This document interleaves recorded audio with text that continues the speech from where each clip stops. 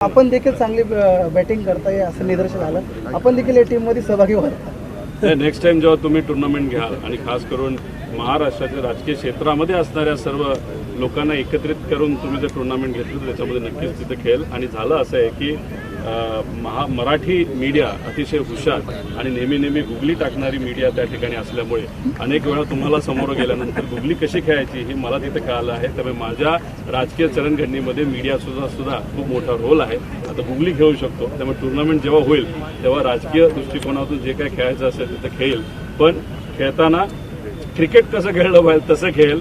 उगाच खालच्या लेवलला जाऊन आम्ही तिथे खेळणार नाही. जो कुठले रूल्स असेल ते फॉलो करून सुंदर क्रिकेट खेळेल. पण तुम्हाला परत एकदा मी अभिनंदन. दादा, राजकीय मॅचेस झाल्या तर अजितदादांच्या टीममधून खेळणार का?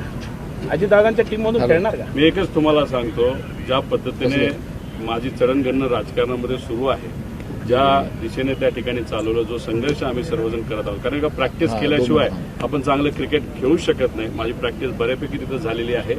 टीम चूज करत असताना बरेच लोकांना असं वाटेल की मी त्यांच्या बाजूला त्या ठिकाणी असावं. त्यामुळे माझ्यापेक्षा जे कुठले इतर पक्ष आहेत ते काय तिथे निर्णय घेतात आणि शेवटी एक खेळाडू म्हणून मी निर्णय काय घ्यायचा तो माझ्यावर तिथं असेल. पण त्यावेळेस जेव्हा ती वेळ येईल तिथं मी त्या ठिकाणी निर्णय घेईन. ओके दादा. एबीपी माझा, उघडा डोळे बघा नीट.